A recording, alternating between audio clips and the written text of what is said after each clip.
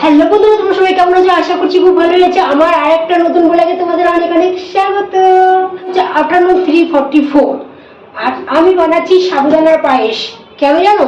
আজকে হচ্ছে একাদশী, আর একাদশী দিয়ে আমি সাবুদানার পায়েসটা খাই।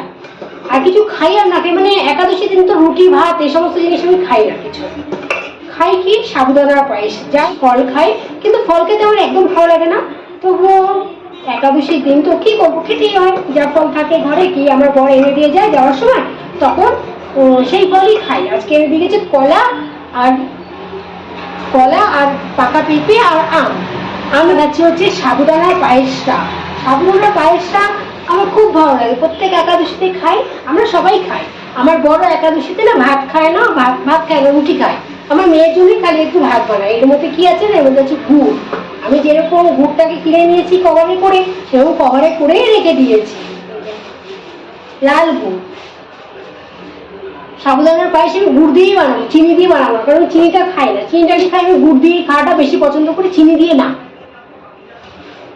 কিন্তু গুড়টা এখন ভাঙতে হবে, আর গুড়টা ভীষণ শক্ত।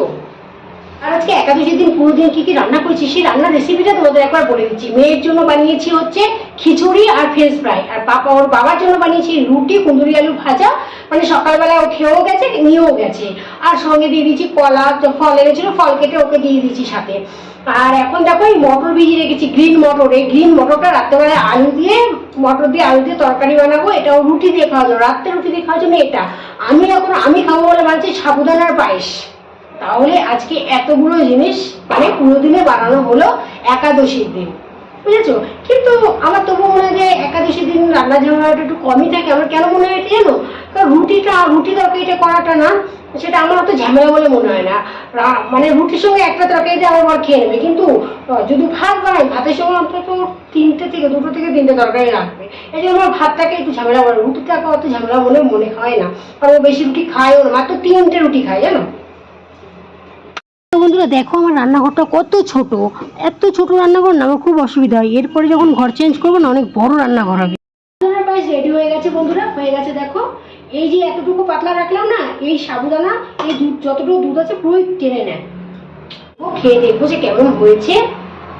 আর খিদেও লাগছে, কেন বলো তো? 4টে বাজতে গেল, আমার খুব খিদে লাগছে।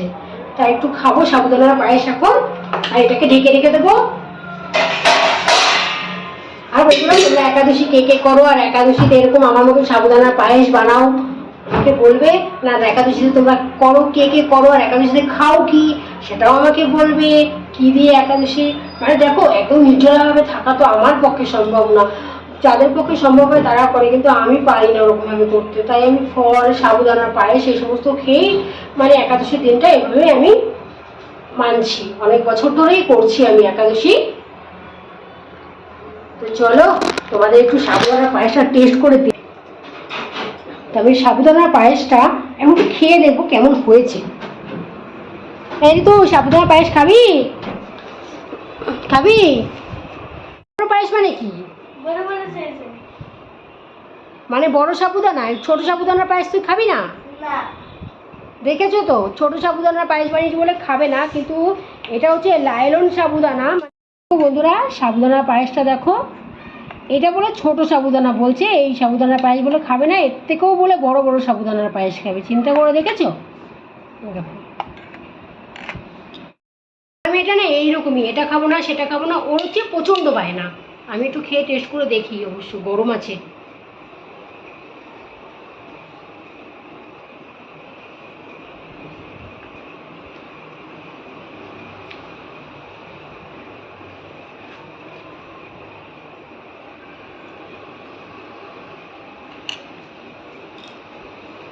ভালো হয়েছে বন্ধুরা,